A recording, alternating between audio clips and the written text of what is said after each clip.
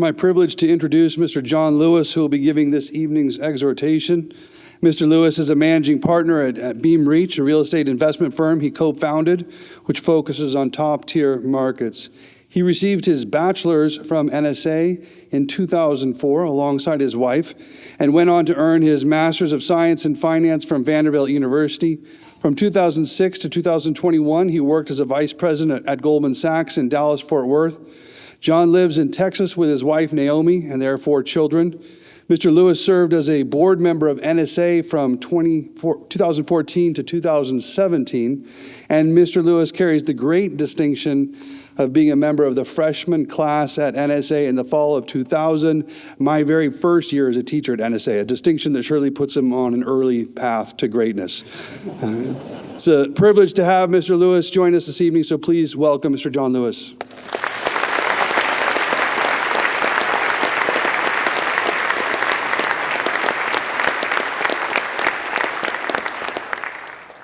Thank you, Dr. Merkel.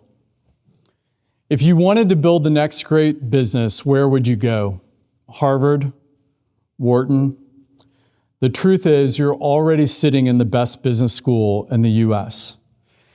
I'm not talking about things that have little correlation to building a great business, things like rows of spreadsheets or classes in marketing strategy. I'm talking about the real competitive advantages, the ones that actually separate the winners from everyone else, past the first 3 months of entering the business world. Warren Buffett once described how to win in business: play against weaker opponents, play for big stakes, and keep playing. The initial challenge is most people don't know where real advantage comes from. There are 3 things that separate top business leaders, investors, and entrepreneurs from the rest, and there are 3 areas where NSA excels. First, NSA trains your mind to think and learn quickly. Second, NSA teaches you how to articulate ideas and convince people. And third, NSA cultivates grit. Now, I'm not even touching the virtue argument that businesses desperately need men and women of character, and that NSA produces exactly that. That's true, but it's too easy. That's the back door. And today, I'm walking you straight through the front. In the spring of 2000, I was sitting on a couch in my parents' house, an acceptance letter from New St. Andrews on the coffee table. My dad leaned back in his chair and said, "My only question is, what if you want to do business?" Without pausing, I told him, "Dad, I can guarantee you I will never want to do business." At the time, business seemed like the most worthless pursuit. I had much to learn.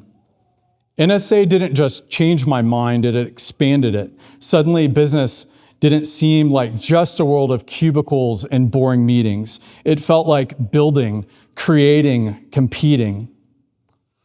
The intellectual challenges of finance and investment drew me in, and over the last 20 years, I've spent my career pursuing the exact things I told my dad I would never touch. In business, the ability to learn quickly is the ultimate competitive advantage. Products get copied, technology becomes obsolete, markets go up and down. All great leaders in business are autodidacts. They have the ability to learn by themselves at a rapid clip, and that process, compounded over decades, sets them apart. In her essay, The Lost Tools of Learning, Dorothy Sayers didn't just lament the loss of our educational tools, she nailed what really matters. Is it not the great defect of our education today that although we often succeed in teaching our students subjects, we fail lamentably on the whole in teaching them how to think? They learn everything except the art of learning. Sayers was talking about the art of learning, the ability to take on any new subject and master it. In his book called Range, Why Generalists Thrive in a World of Specialists, David Epstein breaks this down and explains why that skill matters so much. He describes the difference between kind learning environments and wicked learning environments. In a kind environment, the rules are stable. Patterns repeat, and feedback is immediate and accurate, like bowling a ball or hitting a fastball from a pitcher you've faced 100 times. In a wicked environment, by contrast, the rules change. Patterns are incomplete or misleading, and feedback is delayed and distorted, like launching a product in a new market, investing in an uncertain economy, or even hiring someone for a key role. Most of the world and almost all of business is wicked, not kind in this sense. Epstein tells the story of elite baseball players being asked to hit softballs. You'd think their skills would transfer, but they performed only average compared to people who had never played baseball. Why? Because a slightly bigger ball and a different pitching motion pushed them outside the narrow boundaries of their training. That's the real world. Change one variable in your market, your industry, or even inside your company, and the playbook you mastered is already obsolete. Generalists thrive in wicked environments because they don't just know how to do something, they know how to figure out what kind of problem it is in the first place. They can import mental models from one domain into another. They can ask the right questions, see patterns that others miss, and adapt faster than specialists who are waiting for the conditions to match their training. That's exactly what NSA teaches you to do. It's a generalist education in the best sense. You learn to think across disciplines, find chiasms, debate the cause of the Peloponnesian War, and apply ideas in places they've never been applied before. In a complex, changing world, that's how you win. For someone who wants to get the best business education possible, it is far more important to get good at the art of learning than it is to prepare for those initial 3 months of that first job. Because whatever that first job looks like, it's going to look different in 3 months, in 6 months, 1 year. In fact, the better you are, the quicker it will change. After NSA, I went to Vanderbilt to get a Master's of Science in Finance. To give some perspective, the point at which I caught up to the undergraduate business majors in the program was at the end of the first quarter. From there, we were on equal footing. But in truth, we were not on equal footing at all, because success in the subsequent 3 quarters depended much more on one's ability to learn quickly than it did on whatever had occurred up to that point. It is crazy for me to think of someone foregoing years of training the mind to think at NSA, learning how to approach any new subject and grasp it at a rapid clip, exchanging that for something that can be learned in the span of 3 months. And top companies know this. At Goldman Sachs, where I was for 15 years, we'd hire people from top schools with all kinds of majors. If someone were smart and talented, they could learn the basics of finance, that initial piece, in about a month of training. Very quickly in one's career, one's resume is eclipsed by the body of their actual work. And past those first 3 months, the ability to learn rapidly is far more important than whatever body of knowledge someone begins with. If whatever amount of knowledge you come into the business world with has more importance than that, than what I just mentioned, you are likely struggling to progress to the next level. That's what you get at NSA. You could be the smartest person in the world and have learned all this stuff, but if you can't communicate your ideas in a way that influences people, your level of intelligence won't matter. Every major accomplishment, building a business, launching a movement, leading a team, requires people. And people don't just fall in line because you have a good idea. They follow because you've painted a picture that they can see, that they can understand, and that they want to be a part of. They have to want to follow you. In short, you have to be a good man speaking well. That's rhetoric. It's all rhetoric. Rhetoric is knowing your audience, crafting a message that matters, and delivering it in a way that resonates. whether it's a one-on-one conversation or before a group of people. It's the difference between a plan that sits on the shelf and a plan that gets funded, staffed, and executed. And here's the truth. It's almost impossible to tell where rhetoric ends and leadership begins. Try to think of a great leader who wasn't also a great communicator. It's hard to do. That's why New St. Andrews doesn't just teach you to have ideas, it teaches you to defend those ideas under scrutiny. You learn to read and analyze some of the greatest speeches ever delivered. You learn to write with clarity and precision. You engage in disputatio, thinking on your feet while under challenge. You take formal rhetoric courses and deliver persuasive addresses to real audiences. And all of this happens in a community where your work is public. Your words are tested and you're expected to get better.